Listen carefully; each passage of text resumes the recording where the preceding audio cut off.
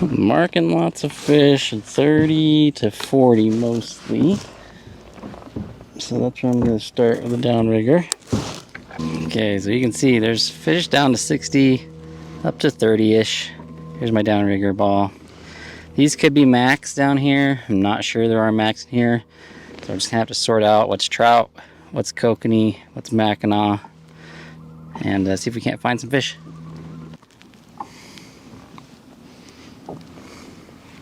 Oop, oop, oop, oop. There we go.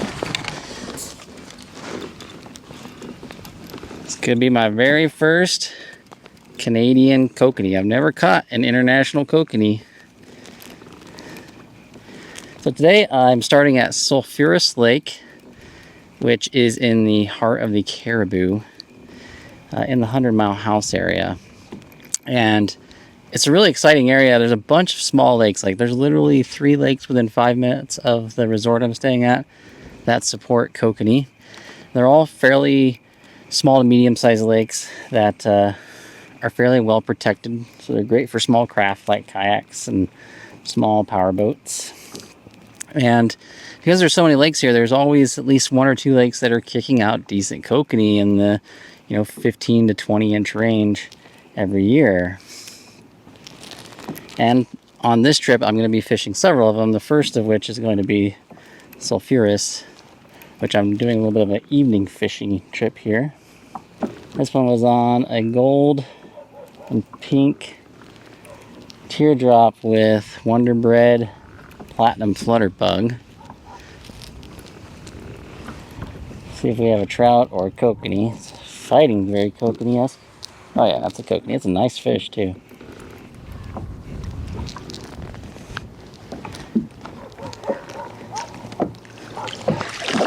Ooh, I missed it. Hey, now he's got some sockeye in him. That was a great jump.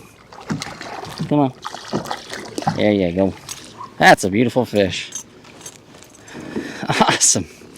My first kokanee overseas in another country. I'm actually going to try and catch kokanee in 3 countries this year. Canada, the United States, and later in the year, a surprise trip I'll keep a secret for now. That is a good looking fish. I literally just went out straight across from my resort, so I paddled like 300 yards. I got a really nice fish in the kayak. All right, there we go. Beautiful. My first Canadian kokanee. So the weather has actually shifted up here significantly today. It's very windy and cool. Highs are going to be in the 60s and low 70s for the next week, and with some rain. So it's going to be really atypical weather that I like to fish for in kokanee. I tend to like that stable pressure, whether it can just be, misty, slow rain all day, or nice and sunny. But this is going to be very squally, with windstorms and sun, and then rain periods. And I find those conditions to be really challenging, but that's okay. So there we go. That was on the gold teardrop and pink crush tape with the platinum flutter bug and Wonder Bread. All of those are from Paulina Peak Tackle, and they actually helped make this trip possible, just like they made Kokanee Across America possible. So I'm just calling this one, since this is a very short compressed trip, I'm going to do several lakes in the Cariboo and maybe a few on the way out. This is my Kokanee Eh tour. The Canadians really like to pronounce the O. We just say kokanee. They say kokanee. They really got the O. So we're going to try and catch some kokanee. Now they have some really different rules and regulations here, somewhat confusing.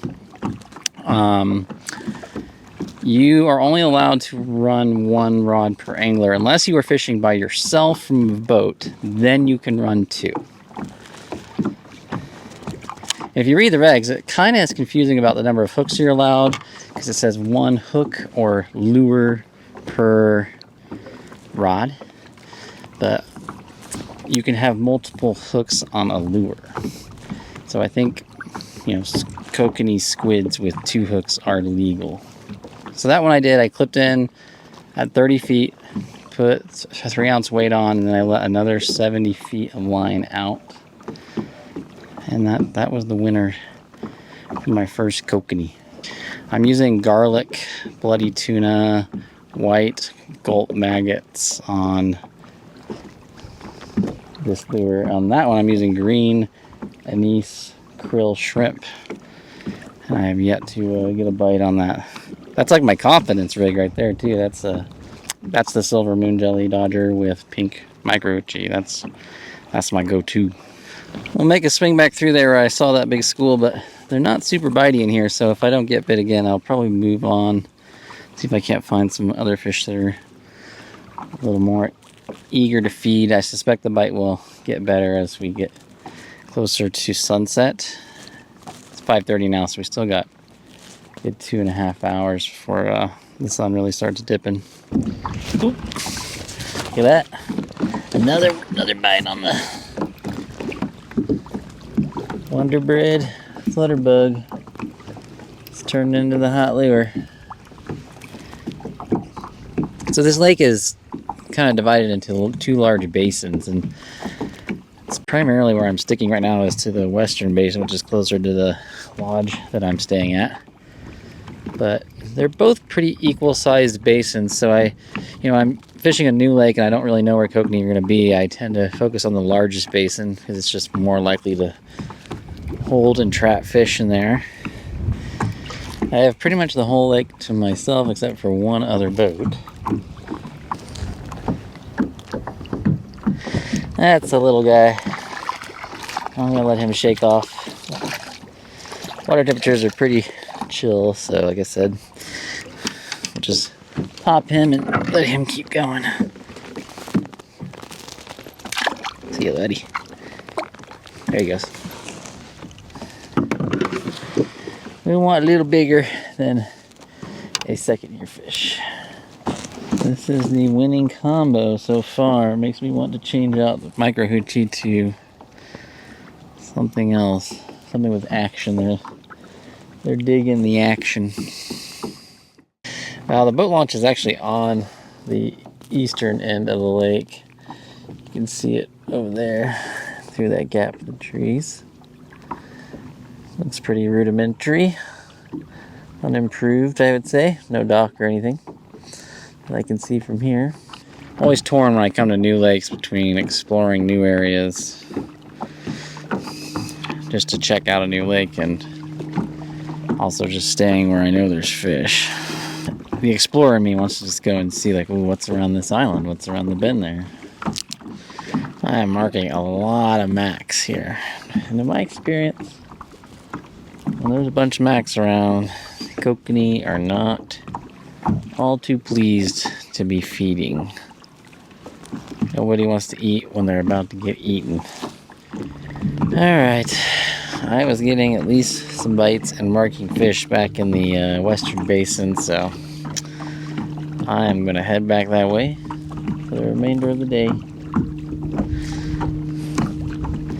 Got about 2 hours of daylight left. Now, this one hasn't been bit now in probably 40 minutes.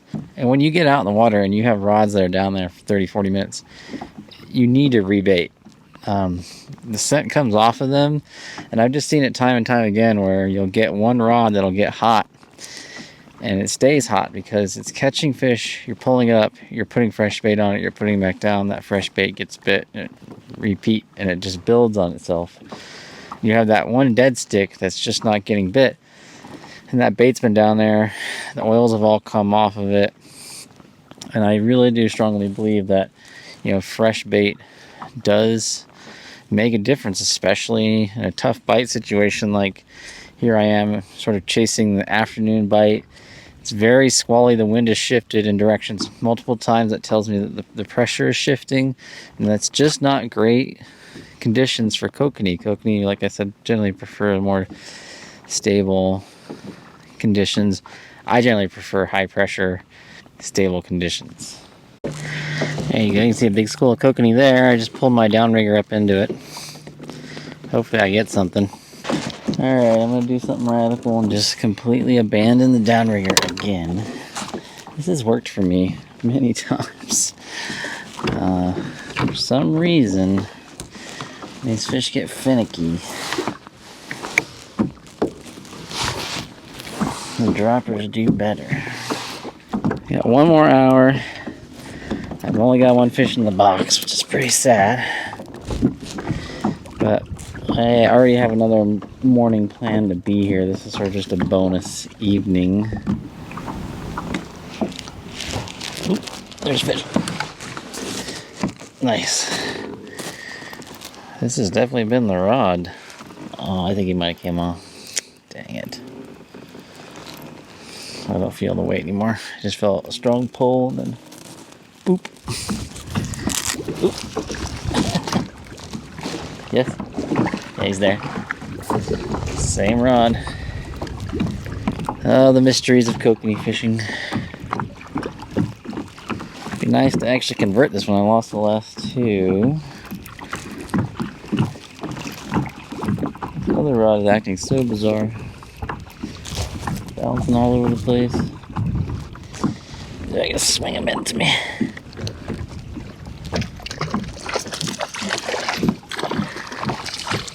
There we go.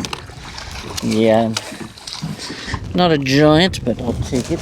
I need some dinner for the week, especially for tomorrow. And I got about 30 minutes of light left. There's some weather building. 4 bites, 5 bites on that rod, none on the other. It's crazy.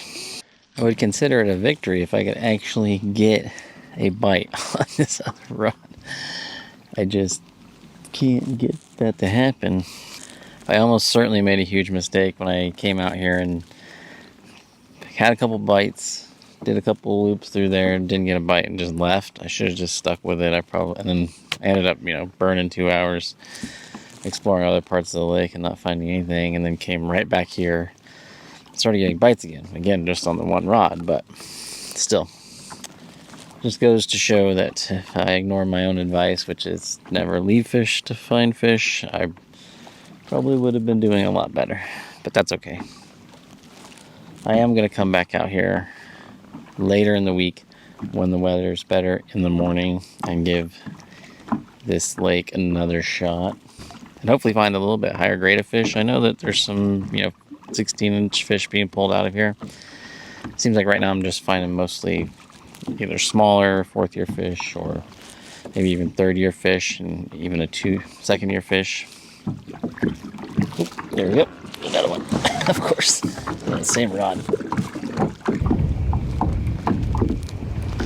Oh, look. Did I actually get a... Oh, I thought I had a bite there. I think maybe I did. I have to review the video. Oh, over the net. Get in there. There we go. That's decent fish. That's a solid grade of fish right there. There you go. On the platinum flutterbug wonder breed. All right, I'm going to wrap it up for this evening. Get in and get these fish gutted and on ice so I can have them for dinner tomorrow.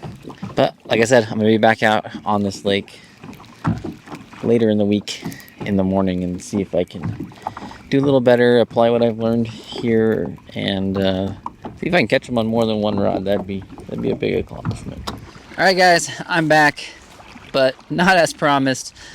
Back on Sulphurous, but this is the afternoon, mid-afternoon. I just spent the morning getting completely almost skunked on Bridge Lake, and the almost skunked, what I think was the worst part of it, is that there's been a lot of 2-3 pound fish there. I marked many of them, trolled right through them all morning, and all I got was like an 8-inch dink, so kind of brutal. So I came back here.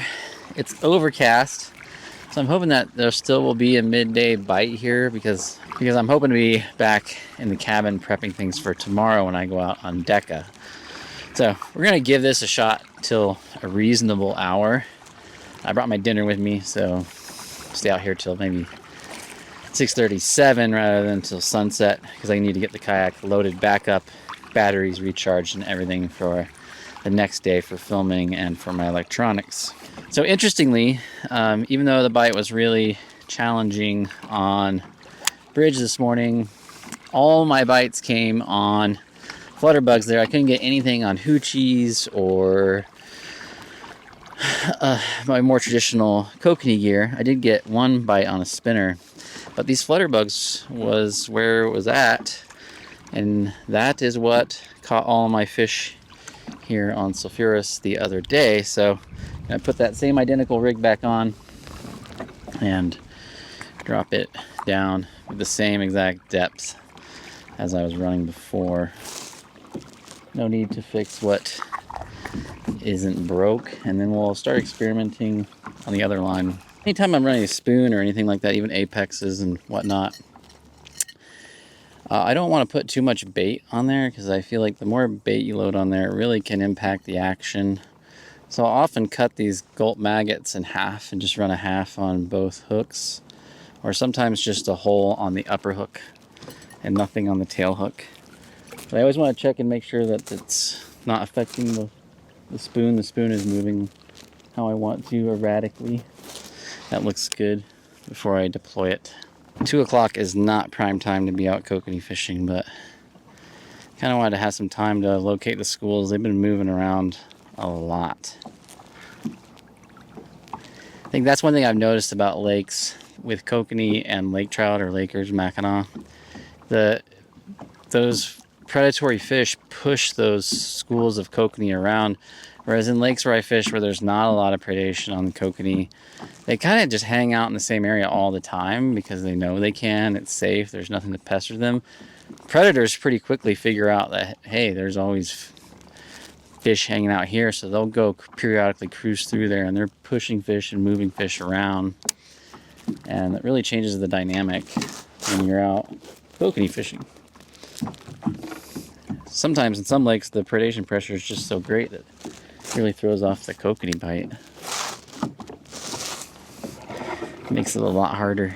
My last morning I planned on staying here and fishing, but now I'm kind of tempted to go back to bridge for some redemption. I mean, I marked a lot of fish. I just need to figure out how to get them to bite. So I think that might be my plan. Hopefully I can do well here this evening or afternoon on Sulphurous. Even if I could just get 3 or 4 fish, that'd make me really happy, so I'd have something for dinner tomorrow.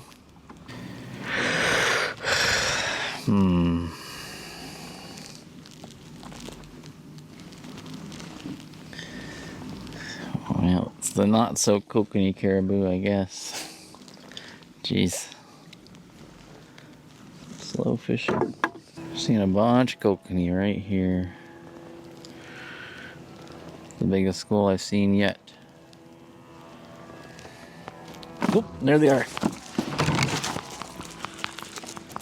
Oh, he came off. Are you kidding me? Ah, that sucks.